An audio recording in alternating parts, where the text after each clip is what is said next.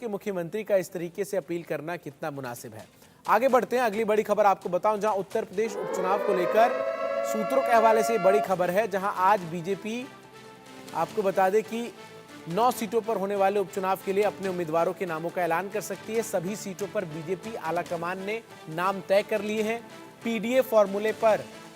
UP में प्रत्याशियों को उतार सकती है बीजेपी। 9 में से 8 सीटों पर दलित ओबीसी उम्मीदवार संभव है। 1 सीट पर सामान्य वर्ग के प्रत्याशी को टिकट मिलेगा, ये जानकारी सामने आई है। तो बड़ी खबर मैं आपको बता रहा हूं, जहां आज बीजेपी की तरफ से उत्तर प्रदेश में उपचुनाव को लेकर टिकटों का बंटवारा जो है वो संभव है। निकिता सरीन हमारी सहयोगी लखनऊ से हमारे साथ अधिक अपडेट्स के साथ जुड़ रही हैं। निकिता,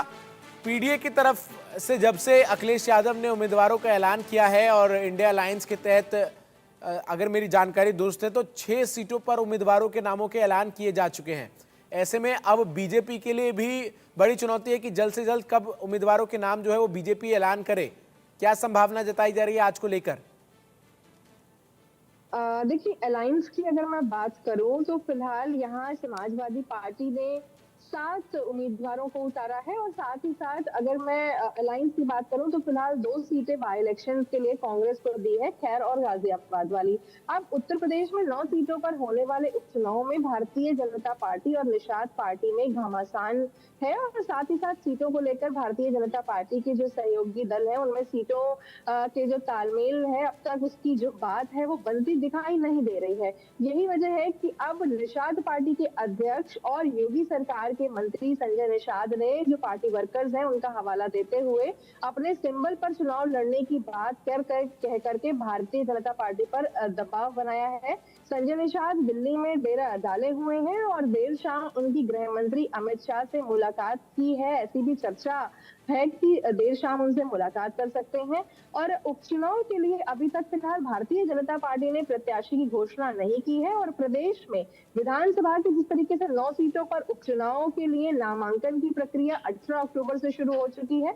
25 अक्टूबर तक नामांकन दाखिल कर दिए जाएंगे और 9 सीटों पर होने वाले उपचुनाव में 7 सीट पर दलित प्रत्याशी को मौका दे सकती है भारतीय जनता पार्टी। ये भी सूत्रों के हवाले से खबर है। समाजवादी पार्टी के पीडीए का जो मायाजाल है उसको तोड़ने के लिए फिलहाल भारतीय जनता पार्टी समाजवादी पार्टी को चुनौती दे सकती है और आज ये भी सूत्रों के हवाले से खबर है कि आज जो लिस्ट है प्रत्याशियों की वो भी जारी हो सकती है। 1 सीट पर सामान्य जाति के प्रत्याशी को मिल सकता है यहाँ पर मौका। साथ ही दिल्ली भेजे गए नामों में से जो पैनल है उसमें शामिल पिछड़े और जो दलित नाम है उन पर गंभीरता से विचार भी किया जा रहा है। भारतीय जनता पार्टी केंद्रीय नेतृत्व में आज उत्तर प्रदेश में भारतीय जनता पार्टी प्रदेश अध्यक्ष जिस तरीके से भूपेंद्र सिंह चौधरी और संगठन महामंत्री धर्मपाल सिंह को दिल्ली भी बुलाया गया है और उत्तर प्रदेश में विधानसभा की 9 सीटों पर उपचुनाव होना है, जिसको लेकर के भारतीय जनता पार्टी ने मुजफ्फरनगर की जो मीरापुर सीट है वो आरएलडी के लिए छोड़ दी है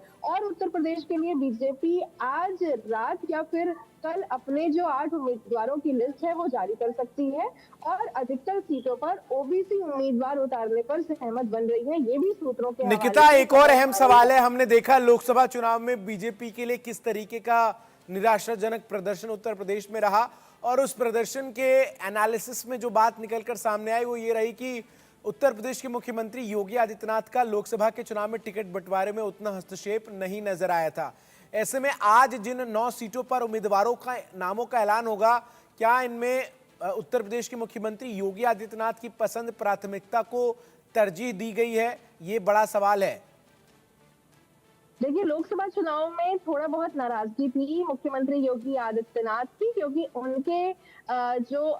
नाम है उनसे विचार विमर्श नहीं कर पाने पर कहीं ना कहीं नाराजगी थी और यही एक वजह है कि अब क्योंकि बाय इलेक्शन होने हैं उनका पूरा दारोमदार मुख्यमंत्री योगी आदित्यनाथ ने अपने कंधों पर ले लिया है। यही वजह है कि कोर कमेटी की बैठक जिस तरीके से हुई थी उसके बाद जब दिल्ली नाम लेकर के 3 उम्मीदवारों का यानी 25 पैनल का नाम लेकर दिल्ली गए थे, तब मुख्यमंत्री योगी योगी आदित्यनाथ भी उसमें शामिल थे। और कहीं ना कहीं ये देखा जा रहा है कि बाई इलेक्शंस में मुख्यमंत्री योगी आदित्यनाथ की जो कैंडिडेट लिस्ट है उनके नामों पर भी गंभीरता से यहाँ पर चर्चा हो सकती है, बात हो सकती है। फिलहाल आज की अगर मैं बात करूं तो आज प्रदेश अध्यक्ष भूपेंद्र सिंह चौधरी, संगठन महामंत्री, इन सभी को दिल्ली बुलाया गया है, क्योंकि मुख्यमंत्री पहली बैठक में मौजूद रहे थे और यूपी में विधानसभा की जिस तरीके से 9 सीटों पर चुनाव होना है, जिसको लेकर के विचार विमर्श होना है, और उम्मीद यही जताई जा रही है आज रात या कल सुबह तक जो कैंडिडेट ठीक लिस्ट है, है वो भी बहुत मैदान में शुक्रिया होगी। निकिता आपका हमारे से जुड़कर तमाम जानकारी अपडेट दर्शकों तक पहुंचाने के लिए।